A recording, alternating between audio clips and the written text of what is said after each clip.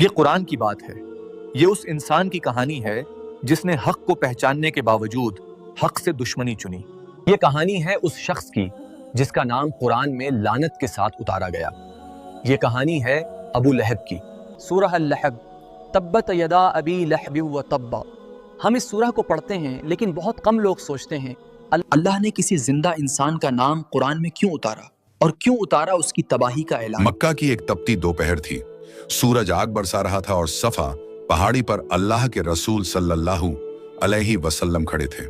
آپ نے آواز دی، اے قریش، اگر میں کہوں کہ اس پہاڑ کے پیچھے دشمن چھپا ہے تو کیا تم میری بات مانو گے؟ سب بولے، ہاں آپ صادق اور امین ہیں، تم سچے ہو. تب رسول صلی اللہ علیہ وسلم نے فرمایا، تو سن لو، میں تمہیں اللہ کے عذاب سے ڈرانے آیا ہوں. اچانک بھیڑ میں سے ایک سخت آواز گونجی، تبن لک یا محمد، تو ہلاک ہو جائے. کیا اسی بات کے لیے ہمیں بلایا تھا؟ یہ آواز کسی غیر کی نہیں تھی. یہ آواز تھی حضرت محمد صلی اللہ علیہ وسلم کے سگے چاچا ابو لہب کی. یہی نہیں، وہ ہر جگہ رسول اللہ حضرت محمد صلی اللہ علیہ وسلم کے پیچھے رہتا.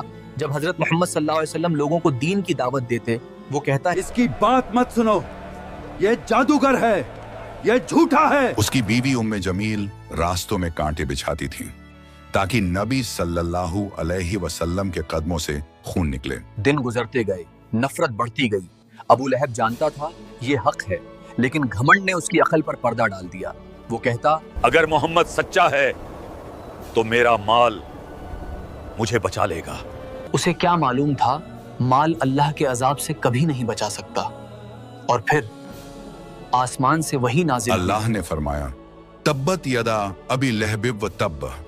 ابو لہب کے ہاتھ ٹوٹ جائے اور وہ خود تباہ ہو جائے. ما اگنا انہو مالہو وما کسب، نہ اس کا مال اس کے کام آیا اور نہ اس کی کمائی.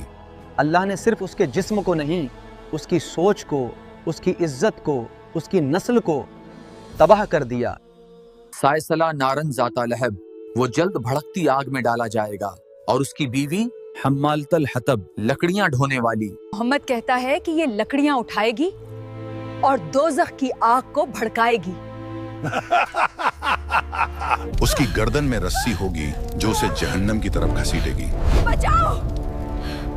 آگ!